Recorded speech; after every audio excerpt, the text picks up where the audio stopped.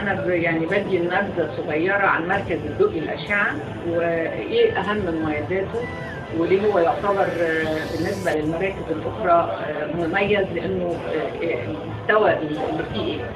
اول حاجه بالنسبه للمركز هنا موقعه متوسط وموقعه كويس. ليه؟ لان هو في وسط ميدان الدقي، في الدور الارضي من برج كاريدار، وطبعا الوصول للمكان ده امام محطه المترو، فبسهوله اي عيان جاي من اي منطقه بيقدر يصل بسهوله. بلس وجوده في دور ارضي دي من نفسها ميزه بالنسبه لعربيات الاسعاف او العيانين المصابين او اللي على كرسي بيتحركوا بكرسي او عندهم اي مشكله صحيه. دي بالنسبه من ناحيه الموقع. من ناحيه بقى ان المركز بيقدم خدمه اشعاعيه مميزه على مدار 24 ساعه.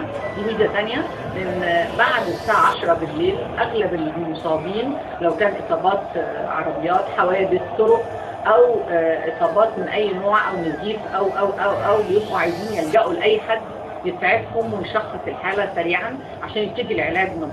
دي حاجه. وبالتالي فهو موقعه مميز، ومدة فترة الزمنية للعمل فترة مغطية ل 24 ساعة.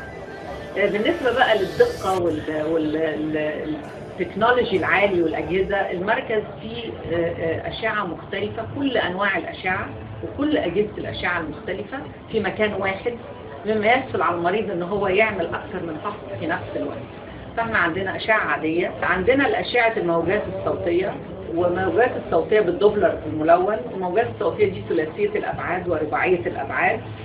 عندنا الأجهزة في الأشعة العادية المزودة بكاميرات تلفزيونية وبالرقمية، دي كل دي مهمة.